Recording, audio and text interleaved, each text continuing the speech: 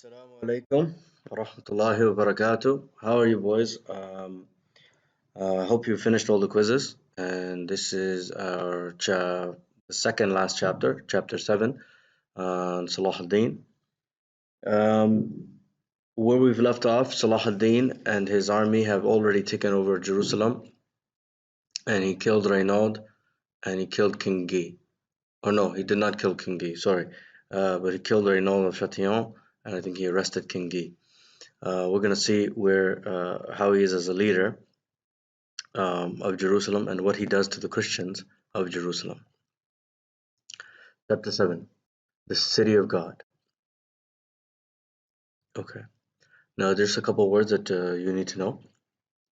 A patriarch is the most important man in the Frankish church in Palestine. So the patriarch is like their Khalifa, okay, their Imam. A mount is just a short word to say mountain. Rubbish, things that you do not want anymore, so garbage. And to bury something is to put it deep in the ground. I want to be like Caliph Umar, said Salahuddin to his men, yani Umar radiallahu anhu. When his armies won all of Palestine in the early days of Islam, he took Jerusalem peacefully and entered the town like a poor man, on foot. The patriarch Sophronius gave him the keys of the town after they made a peace agreement. It said that the Franks, their houses, and churches were safe, and that they could pray in the way they wanted, and that no Muslim was going to hurt them or take their money. Then Umar radiallahu anhu visited the town with the patriarch. When he saw that people used the holy mount in the middle of the town as a place for rubbish, he started to clean it with his own hands. Then he asked men to build what is now the Al-Aqsa Mosque there. After that, when he went with the patriarch to see the church where they buried Jesus, Isa alayhi salam, well, that's what they believe, that he was buried there, it was time to pray. Umar left the church and to pray outside. He said, if I pray inside the church, then one day other Muslims will want to make it into a mosque. He was generous to all religions. We agree that we don't want to hurt people in the town, but the Franks fight to the last man, Salahuddin's general said. So Salahuddin wants to be nice to them, but he was worried because they will still try to fight them. If they're nice to them, maybe they will try to fight, you know. So he needs to find a way to make the Franks not fight and still rule the city. When Salahuddin met the Franks, he said, I think, like you, that Jerusalem is the city of God. I don't want to attack God's home. So, if you surrender, then you will all be free to leave it with your things. Your churches will be safe, and when people want to make a pilgrimage to the holy places, they can travel freely into the town at any time. The Franks knew that they weren't strong, but they said, how can we give you the town where Jesus died? If we let you take Jerusalem without fighting, people will rightly say that we're afraid to die for Jesus. We must do our best to hold it. Then I'll take Jerusalem by sword, and many people will lose their lives, Salahuddin said. He promised. And it's sad because Salahuddin doesn't want to kill them. What can he do? The Franks' commander was Balian of Ibelin, one of the very best of the Frankish knights. He fought bravely at Hattin, and after he escaped from the battle, he went to Salahuddin. He asked the Muslim commander, can I take my wife and children out of Jerusalem to Tyre, where they will be safe? I promise that I will never carry my sword against you again, and that I'll only stay one night in the town. Salahuddin said, I'm sure that you're worried about your wife in these difficult times. Go at once and get her. I know that you'll keep your promise not to fight my men. But when Balian arrived in Jerusalem, all the people there said, you must stay here and be our commander. How can we fight the Muslims without someone to tell us what to do? I can't. I gave my word to Salahuddin that I wouldn't fight against him.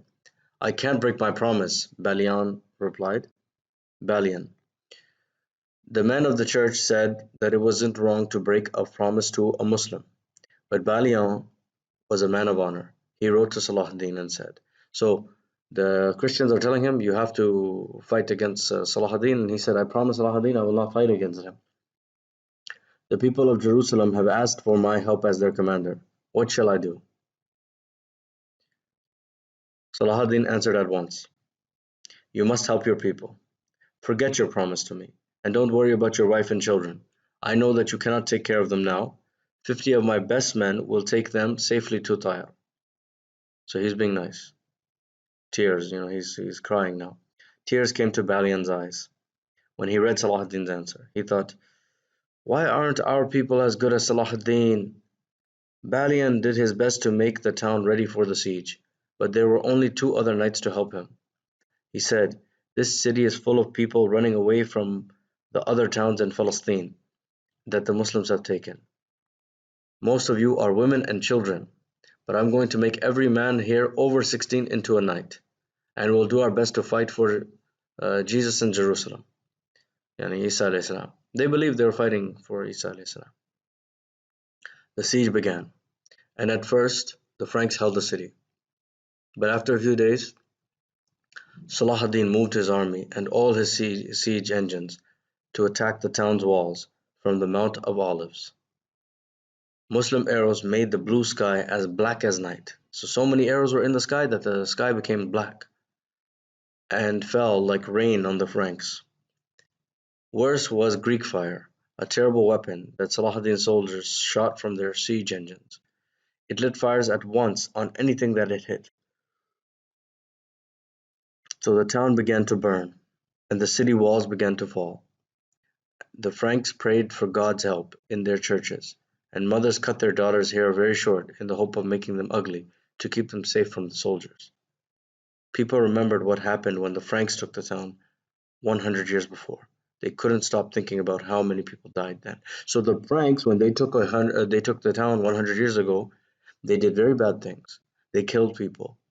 They did a lot of bad things, and Salahuddin doesn't want that to happen. And the French people, they were worried about Salahuddin's people, his army doing the same thing. But we know Salahuddin wouldn't do something like that.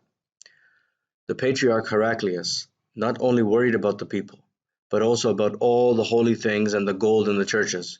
He told Balian, go and see Salahuddin. He's always generous. My men are already on the walls, the Muslim commander told Balian when he came to talk. You said that you wanted to fight, so the time to be merciful is over. Khalas, I cannot be merciful. I cannot show you any rahmah. I cannot be nice to you because you guys, when I tried to tell you I don't want to fight, you didn't listen to me. You didn't listen, and now we're in here with our army, and the war is going on. How can I stop it? Balian answered, many of the people are not fighting very hard in the hope that you will be generous with us, as you have been with other towns in Palestine. But we soldiers, when we see that a fight to the death is the only way, will come out and fight you, and we'll die for God. We'll take as many of your men as we can with us, or we'll win with honor. Salahuddin liked Balian's brave words, so he turned to his generals and the imams and said, what must I do?